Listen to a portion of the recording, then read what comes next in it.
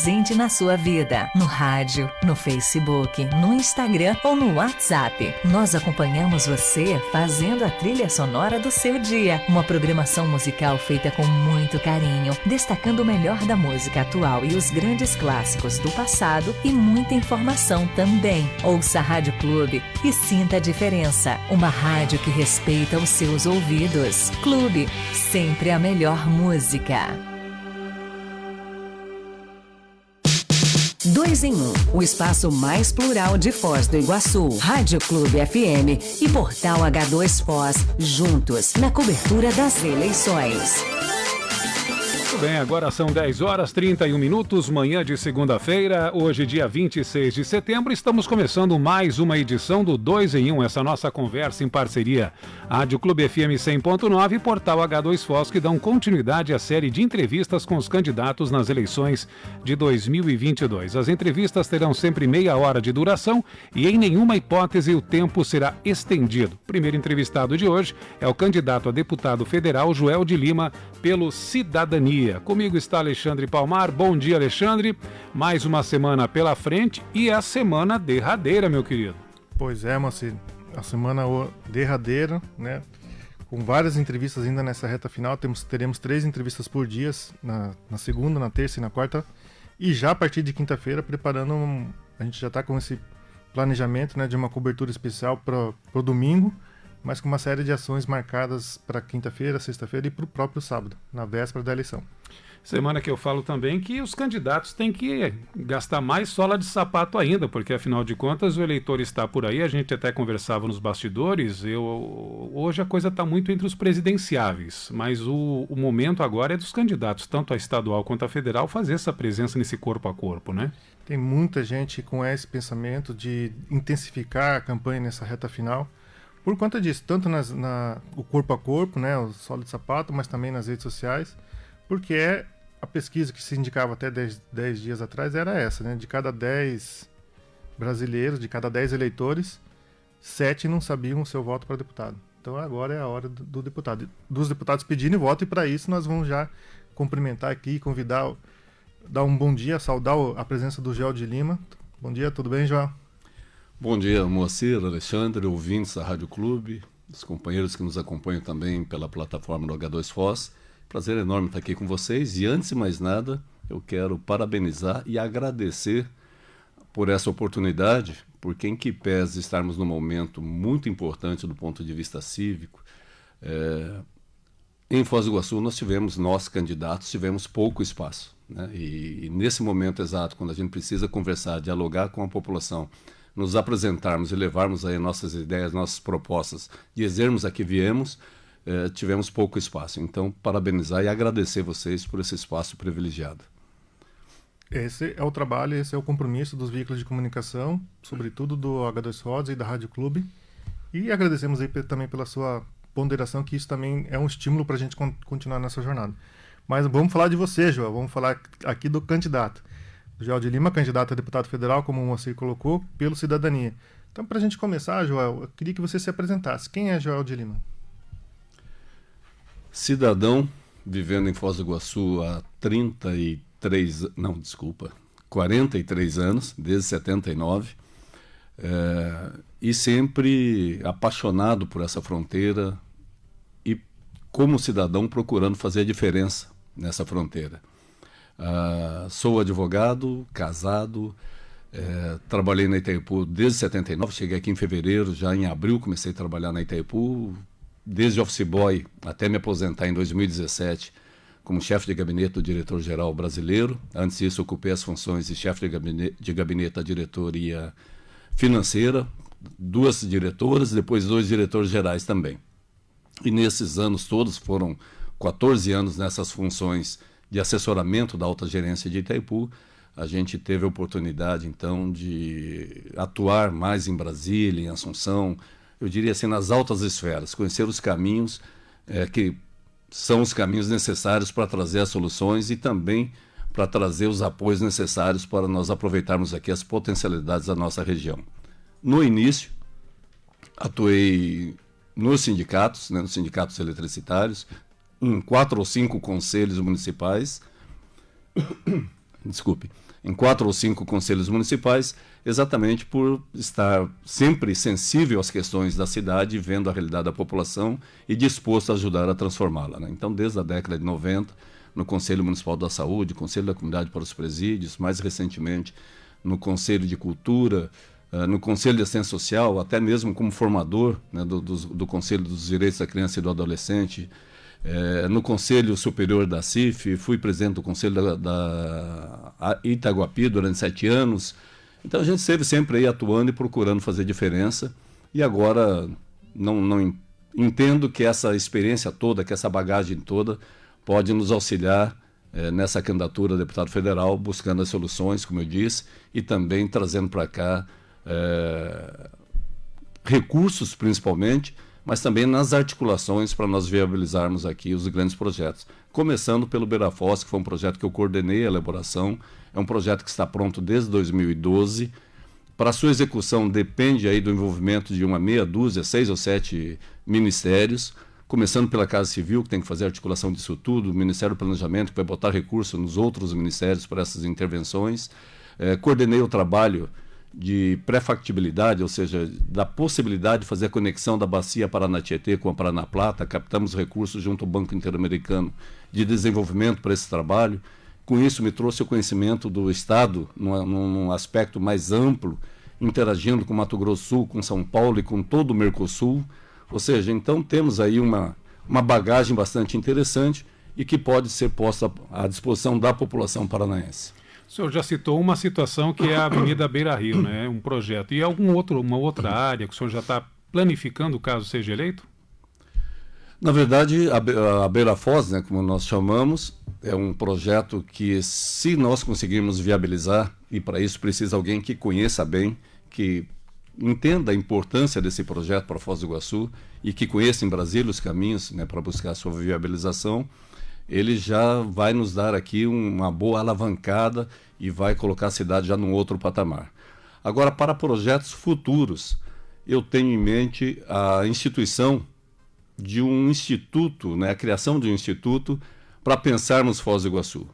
Durante todo o meu tempo na Itaipu, eu interagi com as várias administrações de Foz do Iguaçu e da região, né, inclusive na MOP também, num plano de desenvolvimento regional, onde Foz do Iguaçu, pegando o extremo oeste do Paraná aqui, seria o polo indutor desse desenvolvimento. E essa cidade, essa região não é pensada, não se constrói pontes com a Argentina, com o Paraguai. Nós até tivemos aqui, nessa perspectiva, o Codefós, pensado para isso, mas o Codefós, ele não consegue dialogar, infelizmente, é uma realidade, com as administrações municipais, não constrói essa relação firme com as administrações municipais, então não adianta pensar sem você ter o executor alinhado e comprometido com esse pensamento. Então a nossa ideia é criarmos um instituto, exemplo, e não estou inventando nada, exemplo do que Curitiba já fez no início da década de 70, e Curitiba é uma referência mundial no seu desenvolvimento, né, estruturado, pensado, e criar um desse em Foz do Iguaçu. Então o que nós já temos pronto, já temos pensado da execução imediata, da consequência imediata, e para aquela Foz do Iguaçu que eu imagino que no mínimo 50 anos, trazermos e aproveitarmos toda a inteligência que nós temos em Foz do Iguaçu. Nós temos aqui a UNILA, nós temos o Instituto Tecnológico Federal do Paraná, nós temos a UniOeste, nós temos o DC e tantas outras instituições de ensino para falar só de Foz do Iguaçu, mas esse pensar não pode ser um pensar só de Foz do Iguaçu, ele tem que ser regional. A Foz do Iguaçu, que eu penso, ela é trinacional, ela vai para lá de Mingaguaçu, vai para lá de Medianeira, ela é o coração do Mercosul, então ela tem que ser pensada dessa forma, e também envolvendo as instituições nesse espectro todo. E depois, eu como instrumento em Brasília e eventualmente no Parlasur, dar consequência e viabilizar isso junto aos governos.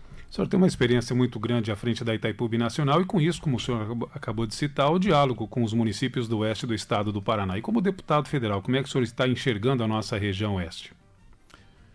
A região oeste é uma região muito rica. O Paraná é muito rico, o sul do Brasil é muito rico e nós aqui somos, eu diria assim, usando aqui um termo, o miolo, né? Nós somos aqui o que há de melhor na região mais rica do Brasil. Agora, o nosso desafio é exatamente transformar essa riqueza aproveitar todas essas potencialidades, apesar de tudo que nós já temos desenvolvido. Nós temos cooperativas aqui que desenvolvem um trabalho riquíssimo. Nós temos Foz do Iguaçu no eixo aqui da infraestrutura logística de Mercosul e também como polo turístico, mas também tem muito mais para melhorar nesse aspecto. Temos potencialidades a serem desenvolvidas. Nós temos grupos empresariais já com projetos bastante interessantes, com recursos já sendo canalizados para isso, mas que precisa ser adequado desde o ponto de vista de algumas legislações, de adequação de algumas legislações, e também da segurança para esses grupos virem para cá. Ou seja, nós temos muito para fazer, né? Temos ainda algumas questões para serem corrigidas, como eu vejo a BR-277, a questão da duplicação da BR, né, que de Cascavel para Foz do Iguaçu se canaliza, é o único corredor que nós temos, e ainda, em alguns trechos, ainda coloca a vida da população em risco. Com a retomada do turismo agora, a gente está percebendo isso, que o turista está chegando em Foz do Iguaçu mais por rodovia do que por aéreo, e a nossa rodovia com pista simples em mais da metade do seu trajeto, só de Cascavel para cá. Então nós temos alguns desafios bem pontuais, mas eu gosto de pensar em Foz do Iguaçu numa outra dimensão, numa Foz do Iguaçu gigante. Tem gente que compara Foz do Iguaçu, por exemplo, com alguns polos do Brasil mesmo, né, como do Rio Grande do Sul. Não vou citar nome de cidades aqui para não ficar ruim, né, mas compara. Eu assim, vejo isso como medíocre, querer comparar Foz do Iguaçu com Pontas Reais bem menores que o nosso. Então, a Foz do Iguaçu que eu penso, ela é um pouco de Miami, considerando toda a questão comercial que nós temos, o polo comercial, e o outro de Orlando. Mistura Miami com Orlando, dá uma chacoalhadinha, é a Foz do Iguaçu que eu imagino em 50 anos. Joel, você tem uma experiência, como você citou antes, na área de saúde, né? Seja como conselheiro, membro do Conselho Municipal de Saúde, seja como membro da Fundação Itaguapi, que é a que coordena, administra, faz a gestão do Hospital Costa Cavalcante. E uma das suas propostas é na área de saúde, né? Um dos seus eixos de propostas ali em relação ao Hospital Municipal, que você pede a federalização do hospital, diferente da maioria dos candidatos que vieram até aqui e falaram em regionalização. O que seria a federalização do hospital? Na verdade, o Hospital Municipal deveria ter nascido como um hospital regional, e aí sim vinculado ao governo do Estado. Na verdade, a construção do Hospital Municipal nos moldes atuais, na minha avaliação, foi o pior erro de gestão de todos os tempos da administração de Foz do Iguaçu. E eu estava no gabinete do ministro, junto com o prefeito e o secretário de saúde da época, quando ele tomou essa decisão. Eu ainda tentei intervir, porque nós tínhamos ido lá para discutir o repasse da União para a atenção básica, essa sim responsabilidade do município, né? E tínhamos já avançado, estávamos todos em pé para ir embora quando o prefeito levantou a questão do hospital. E junto estava um representante do secretário estadual de saúde, que era um diretor da Secretaria Estadual de Saúde, que informou que estava no planejamento do hospital a construção de 5 hospitais regionais, inclusive o de Foz do Iguaçu. A Itaipu se propôs naquela reunião, quando o prefeito falou da construção de um hospital municipal, a Itaipu se propôs a fazer uma parceria com o Estado, aportando recursos para que dos 5 hospitais programados, o primeiro fosse Foz do Iguaçu. O prefeito não quis, fez o municipal. Os outros 4 foram construídos. A questão não é o hospital ser municipal construído pelo município, a questão é o custeio do hospital. E está na pauta todo dia, né? Vocês são jornalistas, sabem disso. Informo hoje aí que 25 milhões é o custo mensal do hospital que está saindo dos cofres do município. 25 milhões é recurso que é tirado da atenção básica, que essa está falha, porque falta recurso que está sendo mal gasto no hospital municipal. Já que o hospital não foi construído como um hospital estadual regionalizado, nós temos uma solução que me parece mais viável hoje, mais fácil, que é a federalização do hospital, porque em 2011 foi criada uma empresa para fazer a administração de todos os hospitais e escolas, aqueles hospitais vinculados a universidades federais que têm curso de medicina. Então nós temos uma universidade federal aqui, nós temos um curso de medicina de excelente qualidade. Uma alternativa bem fácil seria então passar esse hospital para a EBSER, que é essa empresa que foi criada em 2011. O hospital passaria a ser financiado pelo Ministério da Educação e pelo Ministério da Saúde, desoneraria o orçamento do município, que poderia investir na atenção básica e a população ser atendida adequadamente da forma correta. Muito bem. Vamos em frente com a nossa conversa. Hoje nós estamos entrevistando o candidato a deputado federal, Joel de Lima, pelo Cidadania, candidato a deputado federal. O senhor ficou um bom tempo à frente da Itaipu Binacional na administração do Jorge Samek.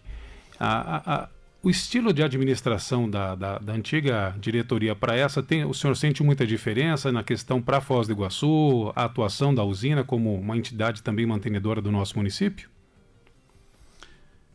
Eu ocupei a chefia de gabinete, como eu disse, o diretor-geral brasileiro nos últimos 10 anos, né, e me aposentei em 2017, já quando o diretor-geral era o Dr. Viana. Eu também continuei à frente do gabinete depois da saída do SAMEC, estive com o Dr. Viana e me aposentei no final de 2017.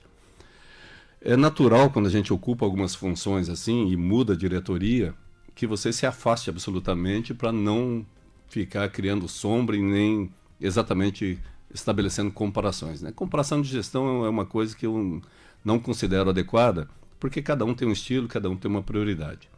O que eu entendo que foi positivo, por exemplo, em 2003, quando chegou a diretoria tendo à frente o Jorge Samec, foi refeito o planejamento da empresa. E então foi ampliada a sua missão envolvendo as questões de responsabilidade social, ambiental e de desenvolvimento regional. Então, quando eu digo que eu estive nessa articulação com a MOP e até no sudoeste do Paraná, no Cantu, Quiriguaçu, né, que passa para lá do Rio Piquiri, era uma articulação mais ampla, né, considerando aí o eixo da Bacia do Paraná 3, que foi possibilitada a partir da ampliação da missão. Posteriormente, mesmo com a saída da direção, o Dr. Viana e os diretores que vieram depois continuaram com essa interação, com algumas prioridades, eu diria, que foram restabelecidas, né? Definidos então novas áreas de atuação. E teve uma diferença bastante significativa, que foi a variação cambial do dólar. O orçamento da Itaipu, ele é feito em dólar, 78%, que é o serviço da dívida, é executado em dólar, e 22% é executado em reais e guarani, que são as operações internas, de custeio, de financiamento desses projetos, essas coisas todas. Esses 22% só de variação cambial do final de 2016, meados de 2016, para hoje, podemos considerar hoje, dá uma sobra de R$1 bilhão ao ano para a diretoria poder gastar. Em tese, pelo tratado, esse recurso deveria ser abatido do orçamento do ano seguinte, o que não foi feito. Então, em 4 anos, nós tivemos aí um excedente, diria, para além do que nós já tínhamos, inclusive tinha recurso alocado para essas áreas, obviamente, de R$4 bilhões. Então, a construção da ponte, o financiamento, aliás, da ponte, o financiamento da perimetral, foi uma decisão de governo, que ao invés de fazer como estava proposto antes pelos ministérios, a Itaipu assumiu o financiamento na parceria com o governo do estado. Então, essa, eu diria, foi a mudança, a alteração significativa, mas demais na mesma linha. Especificamente, João, ainda falando sobre Itaipu, sobre o seu período ali em cargos importantes, né, junto à diretoria geral e outros setores da Itaipu, eu queria que você falasse sobre o teu trabalho, né? O que você pode destacar da sua contribuição nesses períodos que você esteve, quais projetos que você coordenou, desenvolveu, criou? Alexandre, foi tanta coisa que... Mas aí resume porque nós temos uma outra bateria de perguntas. Então, a minha hora fica curta, né? Como eu disse...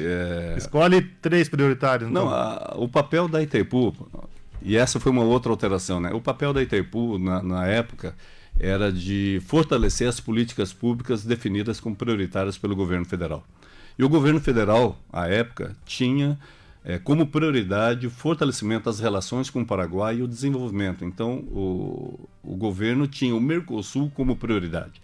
E Foz do Iguaçu, por estar aqui na fronteira com o Paraguai e com a Argentina, e a Itaipu, por ser um instrumento do governo federal aqui, um equipamento importante do governo federal, era muito, então, demandada nesse sentido. Então, a interlocução com o Paraguai, com o governo do Paraguai, de ministério para baixo, assim como do Brasil, no gabinete, quem fazia era eu. Por isso que eu falo que essas...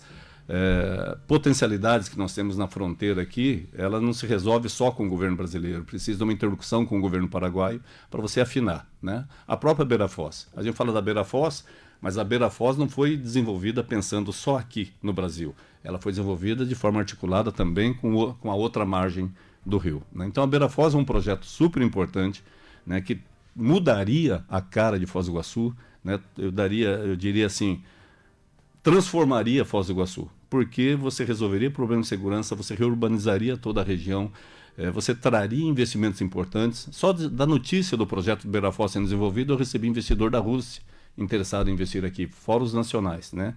Então, seria um grande. A outra que muito se discute é a questão da navegação no Rio Paraná.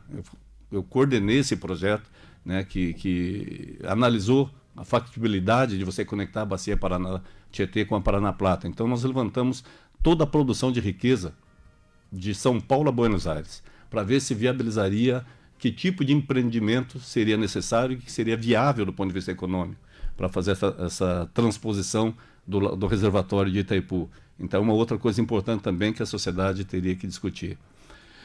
Coordenei durante 14 anos o Grupo de Trabalho Itaipu Saúde, e no rastro do Grupo de Trabalho Itaipu Saúde, várias outras políticas públicas promovendo a integração das políticas desenvolvidas no Brasil com as desenvolvidas no Paraguai e na Argentina. Porque as soluções de políticas públicas aqui também é importante que haja convergência entre os 3 países, né? E a Itaipu fez esse papel durante muito tempo, né? Então, acho que foram essas as ações mais importantes. Muito bem, Joel. Falar agora da nossa realidade. Hoje, Foz do Iguaçu tem 22 candidatos a deputado federal, né?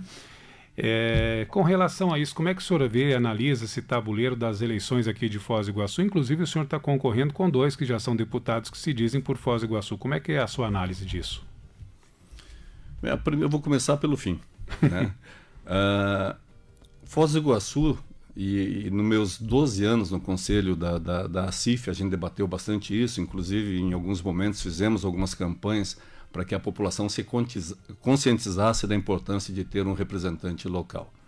Porque Foz do Iguaçu, de toda a minha fala até agora, você depreende que ela tem uma realidade diferente de todo o Brasil. E até mesmo, se você pegar de Cascavel para lá, já é outra realidade. Os mesmos problemas, vamos pegar saúde, vamos pegar segurança, vamos pegar o que você quiser aqui em Foz do Iguaçu, os problemas são diferentes. Então, se você pega a política pública de segurança, como que você resolve os desafios que nós temos aqui, né? Você vai encontrar, obviamente, na região de fronteira, Santa Helena, Guaíra. Hoje eu sei que a Polícia Federal está desenvolvendo, inclusive, uma operação, fechando portos clandestinos, algumas coisas assim. Então, essa é uma realidade que é só nossa, do extremo oeste do Paraná, pegando essa região aqui que a gente atua. Nós já trouxemos algumas soluções para cá, que foi o VANT, que faria o monitoramento, e está desativado, não sei porquê, mas precisa ser reativado, que faria o monitoramento em toda essa região. E aqui o Beira Foz seria o complemento no eixo da segurança do VANT, porque o veículo aéreo não tripulado não pode sobrevoar a área urbanizada. Então o Beira Foz veio, inclusive, com uma demanda do Ministério da Justiça. O deputado, que na falta... percebendo a falta de uma liderança de Foz do Iguaçu, de um nome de Foz do Iguaçu, transfere o título para cá e diz que representa Foz do Iguaçu. O fato é que nós não temos 2 deputados federais de Foz do Iguaçu, porque nenhum dos 2 conhece Foz do Iguaçu. Nenhum dos 2 vive Foz do Iguaçu. Nenhum dos 2 conhece as especificidades da nossa cidade, como enfrentar as questões que são postas aqui e como trazer apoio às oportunidades que nós temos aqui, porque são únicas. Então, ou nós pegamos alguém que vive Foz do Iguaçu, que conhece de fato Foz do Iguaçu, ou então a gente, né, vai ficar sempre nessa história e tendo, eu não vou dizer oportunistas, mas tendo políticos que transferem o título para cá e se apresentam como sendo de Foz. Muito bem. Além dessa eleição, senhor Joel, em 2016 o senhor foi candidato a vereador quando recebeu 1.138 votos. Mesmo passado aí 6 anos daquela eleição, qual a análise que o senhor faz daquela eleição e quais são as estratégias para essa campanha atual? Então, em 2016 eu saí candidato, só que eu ainda estava na Itaipu, não estava aposentado e ainda era chefe de gabinete do diretor-geral brasileiro. Obviamente, por uma questão ética até, antes de eu me licenciar nos 45 dias da campanha, eu não podia nem dizer, né, que eu era nem pré-candidato, por conta da responsabilidade que eu tinha com a gestão da empresa né, para não ter qualquer conflito ou alguém dizer que eu estava usando da empresa ou do cargo para isso. Nos 45 dias que eu fiz campanha, e foi uma campanha como eu entendo que deva ser, o meu compromisso sempre que eu coloco o nome à disposição é com a população, é com os eleitores. Então eu não tenho recurso, e vocês vão ver na prestação de contas dessa campanha também. Em 2016 eu gastei R$ 13.800, se não me falha a memória, que saiu da minha poupança para conta campanha e não aceitei absolutamente apoio financeiro de ninguém, porque eu entendo que para me eleger eu preciso de voto. O público que eu consegui alcançar em 45 dias, produzindo material, indo para a rua e dialogando com a população, me deu esse resultado, que foi um resultado que eu considero bom, que eu considero válido, né? Nessa campanha, a gente continua com a mesma prática. Então, o pouco recurso que eu tenho, e a minha campanha não vai passar de 55 mil, o gasto total com a campanha, o que eu recebi do Fundo de Financiamento de Campanha com o que eu aportei de recurso próprio, não vai chegar a 55 mil. Então, a gente está investindo no que é hoje as mídias sociais, apoio de lideranças, reuniões com lideranças, e aí eu me ressinto, e por isso eu fiz o agradecimento a vocês, né? Eu esperava mais dos canais de comunicação da nossa cidade, que fossem mais democráticos e abrissem mais no interesse da população, para que você consiga chegar, levar sua mensagem para a população em toda a região, né, sem precisar ter grande aporte financeiro, né? E com isso, sem precisar pegar dinheiro de ninguém, que eu também não peguei, e com isso também ficar comprometido, de repente, com quem financia a tua campanha. Eu jamais me comprometerei com ninguém a não ser com o eleitor. Essa é a minha proposta e é nessa toada que eu toco a campanha. Já vou liquidar a pergunta que estava lá para o final, mas já que você tocou nela, eu vou confirmar os dados aqui que o Joel trouxe. Realmente, a candidatura até agora arrecadou 53.500, sendo 47.500 do diretório estadual e 6 mil de recursos próprios, então está dentro dessa linha, dessas informações, desses números que você colocou. Mas voltando aqui para a questão das candidaturas, Joel, você integra o Cidadania, e o Cidadania ele faz parte de uma espécie de coligação, né? Uma federação formada pelo Cidadania e PSDB, que aqui no Paraná lançou 22 candidatos a deputado federal. Quantos deputados federais a sua federação pretende eleger? E se você já fez aquela continha mágica, né, da linha de corte, quantos votos precisa para se eleger? Sim, a nossa federação, o Congresso acabou com a coligação, se arrependeu e criou a federação, né, que é a mesma coligação, só que com compromisso de 4 anos. A nossa federação Cidadania PSDB tem algumas candidaturas importantes, como a do ex-governador Beto Richa. Então, o Beto Richa seria, na nossa federação, aquele que nós chamamos de puxador de voto, porque na campanha proporcional, o número de deputados eleitos depende do resultado total, né, dos 22 candidatos que nós temos. Eu fiz um cálculo colocando o candidato Beto Richa com 300 mil votos. Há quem julgue que ele faça bem mais, foi governador 2 vezes, tem toda uma articulação, é o presidente do partido, ou seja, mas eu resolvi, né, ser modesto. Se ele fizer 300 mil votos, o deputado Rubens Bueno vai fazer 100, 120, que é a média que ele vem fazendo e trabalha para isso, eu entro com 80 mil votos. Na terceira? Na terceira, entende? Mas eu preciso de 80 mil votos. O ano passado eu passei o ano todo como coordenador regional do Cidadania, então eu tenho trabalhado de Céu Azul para cá, fiz esse corte regional, porque é a realidade que eu conheço. E Foz do Iguaçu tem 160 mil eleitores e a região tem 150 mil. Então, se nós chegarmos em 80 mil votos, o Joel está eleito. Se o candidato Beto Richa fizer mais de 300 mil, isso reduz a minha linha de corte, né? Ela reduz. Mas eu estou fazendo essa avaliação de 80 mil votos. Já que você tocou nesse assunto da região, do Céu Azul para cá, te pergunto, quais são as dobradinhas, tanto aqui em Foz do Iguaçu, quanto nas cidades daqui do Paraná, especificamente do Oeste? Dobradinhas para deputado estadual, obviamente. Para deputado estadual. Eu tenho um conceito da política que eu procuro não, se não for assim não tem como ser, né? Você escolhe um partido pelo seu projeto, pela sua proposta, pela sua forma de atuação, né? Eu estou no Cidadania e antes de me filiar ao Cidadania eu busquei conhecer o seu projeto, ver a atuação dos seus parlamentares para ver se estava de acordo com o que ele se propõe no seu estatuto e principalmente para ver como que o partido se posiciona quando um deputado foge do que está estabelecido. E gostei, né? O Cidadania, ele tem uma linha que condiz com a minha forma de pensar, os seus deputados seguem a sua orientação e quando algum deputado foge disso, ele é sancionado, inclusive com a expulsão, como tivemos aqui na nossa região, com um vereador, né, que cometeu uma falha e foi expulso, independente de qualquer coisa ter mandato ou não. Então eu entendo assim. E aí, na dobradinha, quando eu levo uma proposta dessa, quando eu levo o meu jeito de atuar, obviamente eu tenho que ter a dobradinha com pessoas que sejam iguais. Então eu tenho 2 dobradinhas com 2 deputados. Um com o João, que trabalha aqui no projeto da Segunda Ponte, né, o João Garcia, trabalha aqui no projeto da Segunda Ponte, o rapaz está erradicado aqui.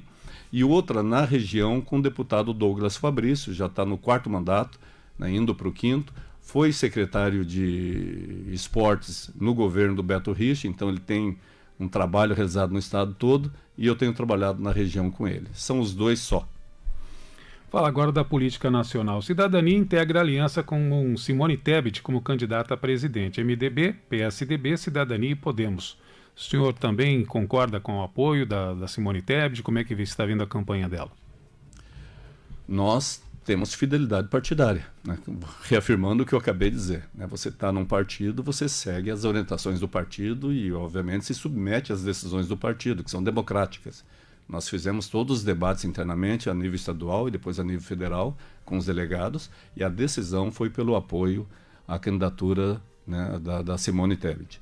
É um nome que me representa, né? Uma mulher com fibra, com experiência, começou como prefeita e foi crescendo e ocupando os espaços, adquirindo experiência. A atuação dela no Senado é uma atuação firme, ela sempre se posiciona. Não vou dizer que eu concordo com todos os posicionamentos, algumas coisas obviamente mas ela se posiciona, e isso é importante. Não é aquela política que fica tentando agradar um ou outro, ela tem posição. E é um nome para o futuro, porque eu vejo que nessa eleição, a exemplo do que aconteceu em Foz do Iguaçu da última vez, que meu nome foi colocado como pré-candidato a prefeito, depois tínhamos 8 terceiras vias, eu desisti, né, porque seria desgaste desnecessário. A Simone enfrenta essa polarização que nós temos, né, entre as 2 candidaturas do presidente e do ex-presidente. Então, é um nome com grande potencial, é um nome que me representa, mas a gente tem acompanhado, obviamente, as pesquisas. O voto nela é um voto para reafirmar o equilíbrio, né, para a gente sair da polarização, para reafirmar o equilíbrio de uma pessoa capacitada. Aqui no Paraná, o Cidadania não lançou candidato ao governador. O senhor tem algum apoio? O Cidadania foi o primeiro partido a fechar com o governador Ratinho, né? A posição no Paraná do Cidadania é pela reeleição do governador Ratinho. Inclusive, foi o primeiro partido a se posicionar dessa forma. E a federação, né, PSDB Cidadania, está com esse projeto, e ao Senado, o senador Álvaro Dias. Certo, caminhando aqui para a nossa reta final, pergunta pai bola, só de confirmação. Na eleição de 2016, você declarou à Justiça Eleitoral ter 1.200.000 como patrimônio, entre imóveis, apartamento e cotas empresariais. 6 anos depois, né, a gente sempre compara quando é possível, mas aqui tem um espaço maior. 6 anos depois, neste ano, o valor declarado foi de 2.400.000, também nessa linha. Imóveis, apartamento e cotas empresariais. Os valores estão corretos? Os valores estão corretos, e essa variação é a minha indenização da Itaipu, né? Depois de 38 anos no projeto, no final de 2017, então eu recebi a indenização, esse incremento patrimonial. E o que aproveitando é o seguinte: essas informações saem da minha declaração do imposto de renda, numa coisa que eu vou escrevendo aleatoriamente. Pode pegar minha declaração, que está aberta a partir do momento, como eu fiz em 2016, a partir do momento que eu me coloco na vida pública, minha declaração do imposto de renda está aberta. E eleito, a cada ano eu vou encaminhar a declaração e publicar para que a população acompanhe anualmente toda a variação aí, né? Porque não tem um centavo na minha declaração que não tem origem. Isso reafirmo também, porque eu olhei lá e está aberta a declaração, diferente de alguns candidatos que a declaração de imposto de renda não bate com a declaração à Justiça Eleitoral, mas isso são outros 500. Reta final aqui, Joel, considerações finais, e ficaram 2 eixos, né, para trás, que é em relação ao Parlasul, que eu queria que você explicasse um pouco mais, se possível, né? As considerações finais são suas, é só um pedido, se possível, e turismo com esse foco no turismo regional. 1 minuto aí, Joel, para as considerações finais. Não, perfeito. Como eu disse, Foz do Iguaçu e a nossa região do Extremo Oeste tem a sua especificidade, né? E as soluções não se constrói só aqui. O Parlasul é um espaço importantíssimo para ser ocupado, para nós construirmos de forma articulada com a Argentina, com o Paraguai, com o Uruguai, considerando o Foz do Iguaçu como coração, como eixo do Mercosul, né? Eu estive em missão empresarial em Rosário, estive em Iquique, estive no Canadá. Tem a questão aqui das aduanas, esses caminhões parados. Entre Canadá e Estados Unidos demoram 5 minutos para passar liberado a carga, aqui fica semanas. Então tem um N questões aqui que a gente poderia ainda estar trabalhando. Então o Parlasur é fundamental nesse aspecto. O turismo regional já é um projeto da MOP muito antigo, quando o prefeito Primon era o presidente da MOP, que nós já discutimos. É um projeto de desenvolvimento regional elaborado pela MOP já há mais de 10 anos. Mais antigo ainda, que eu acho que 2010, se não me falha a memória. Também precisa de representação, de uma boa articulação regional e, obviamente, articulação e colocar isso na pauta do governo federal, para que o turismo regional se incorpore, se agregue ao nosso turismo aqui, das cataratas, de compras aqui. Entende? Então, por isso que eu digo, Foz do Iguaçu tem uma dimensão que às vezes a sua própria população não enxerga, né? E agradecer mais uma vez o espaço aqui e principalmente pedir o voto, né? Eu preciso de 80 mil votinhos. Então você que está me ouvindo, concorda com essas ideias, acha que eu posso representá-los adequadamente, vote 2345, é fácil de memorizar, 2345, converse com seu vizinho, converse com a esposa, com o filho, com o sogro, com a sogra e ganhe mais um votinho. João, mais uma vez, obrigado aqui pela participação, pela presença, pelas informações compartilhadas e sucesso nessa reta final aí da campanha. Eu que agradeço e teria aqui ainda a questão da renegociação do anexo C do Tratado da Itaipu. Fica para a próxima. Fica para a próxima. Obrigado. Muito obrigado, candidato. Sucesso nessa campanha, nessa caminhada.